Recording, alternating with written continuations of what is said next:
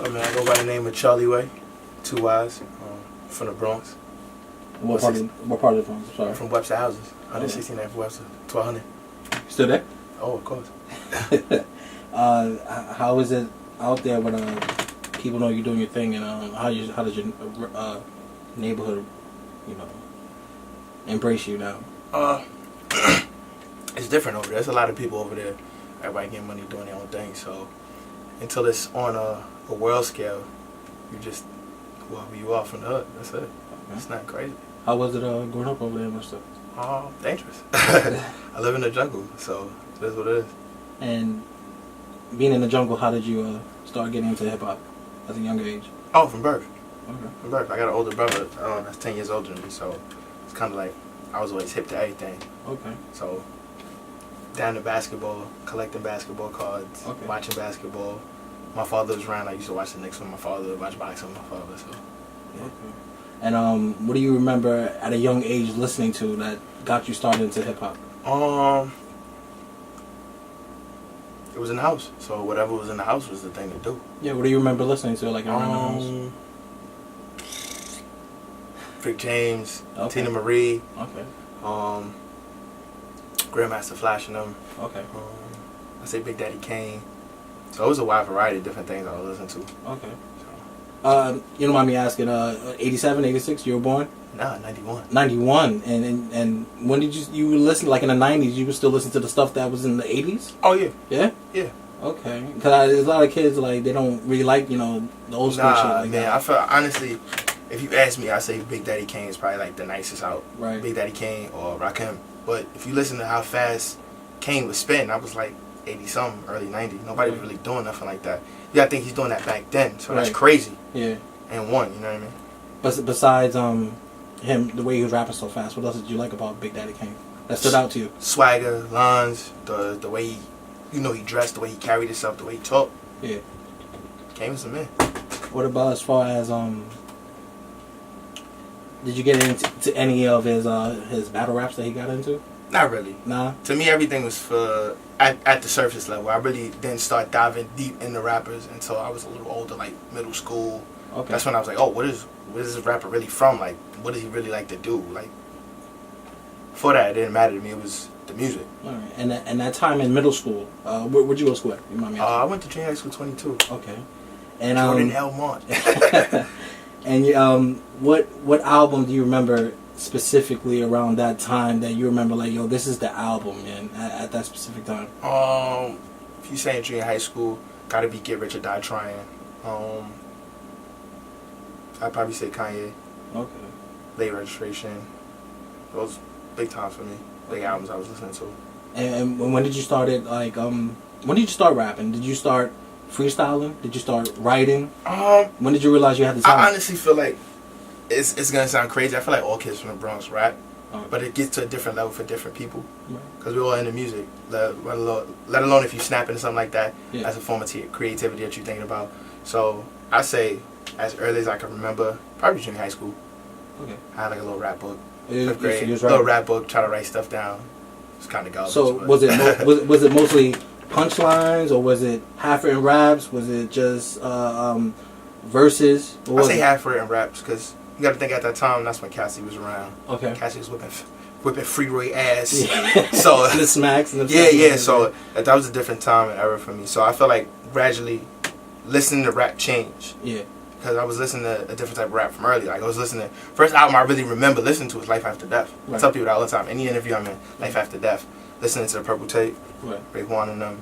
So that was big for me at the time, just listening to those albums. And then when I started to take rap serious and actually understand the lines and want to try to put my own lines together, was HNIC. I always say HNIC. Yeah. Not because Prodigy passed away. Yeah. I was listening to that. Yeah. That was my thing. Yeah. So that 41st Side.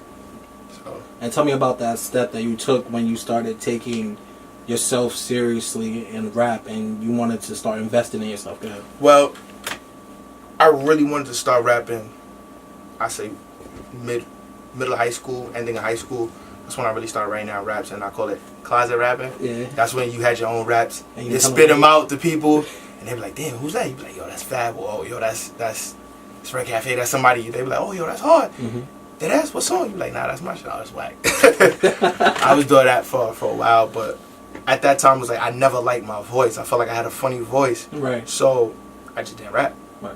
But then my brother was always making music, making beats, writing songs, and I felt like that was something I wanted to do. Yeah. So I would try to get around it any way I could. Like, all right, you know what? I'm trying to make beats. I was terrible at making beats. And I was like, you know what?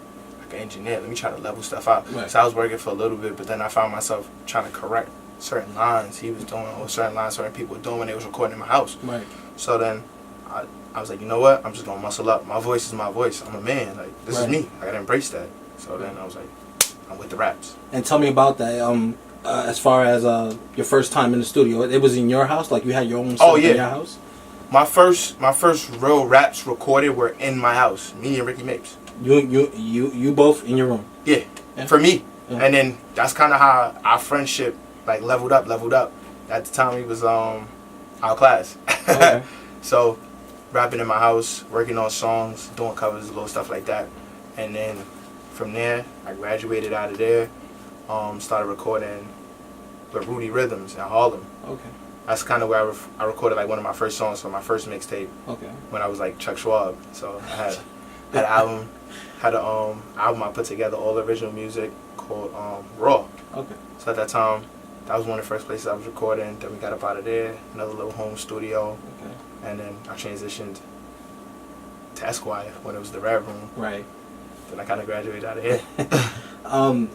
Real quick, just go back to that. You said you had another name? Oh, yeah. And you went from, So, the name I was going with before was Chuck Schwab, but then it was like Schwab for short.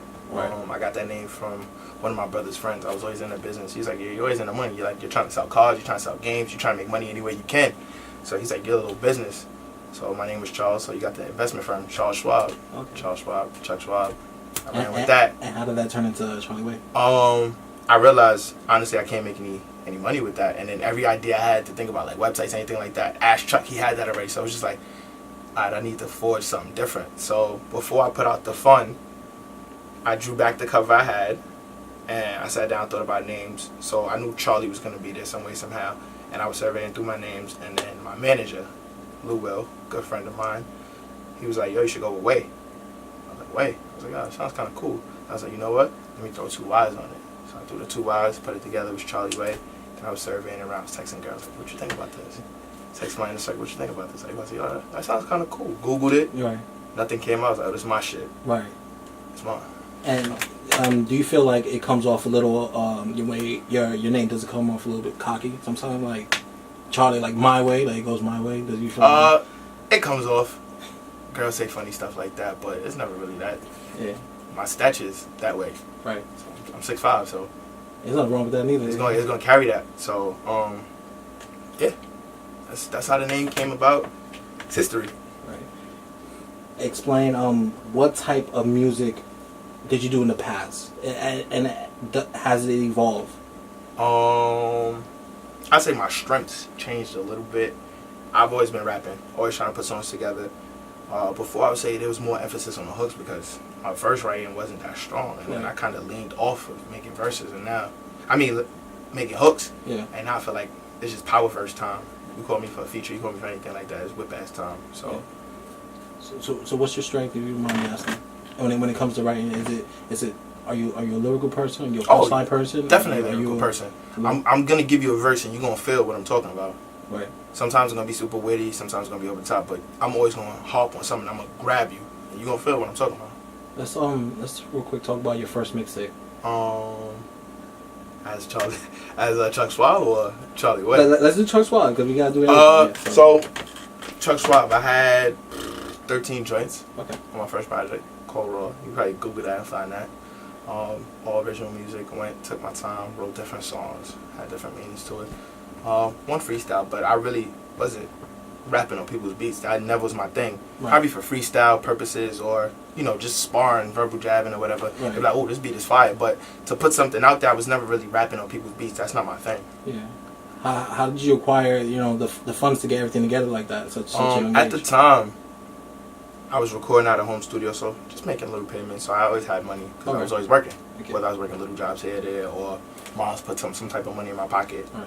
I found a way, put it together, ironically. And your first mixtape as Charlie Wayy, let's talk about that. The Fun. AFUN. Did a lot for you niggas. So, basically I called it that because I was given a lot of versatility. I was feeding to a lot of different things people was asking for. A little bit of faster raps, strip club songs if I could, make little party anthems, delivering hard raps, soulful stuff. So I just felt like I'm doing a lot for niggas. I'm answering what people want. And right. At the time, that was a little play off of battle rap too. Okay. Matt Hoffa.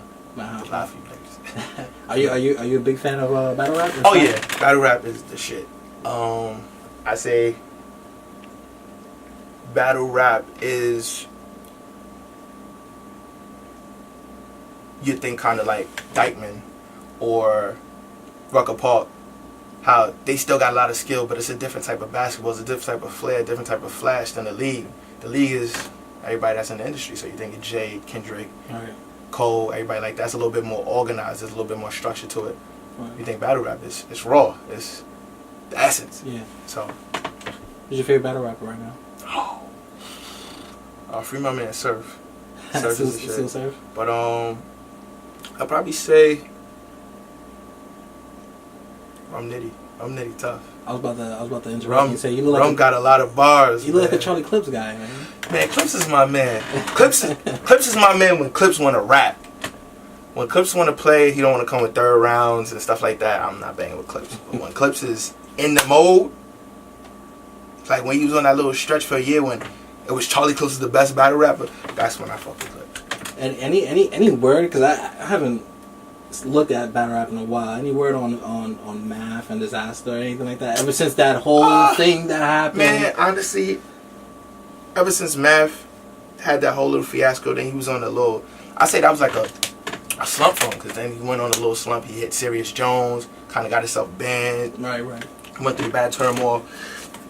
Put a negative stigma on battle rap. Right. Like, oh damn, these guys can't control themselves. Right. Took away from the art, but Math back. He's still doing a lot for niggas. Shout out Math Hoffa. Do you think there's a line that can't be crossed when you're in that type of competition with somebody else?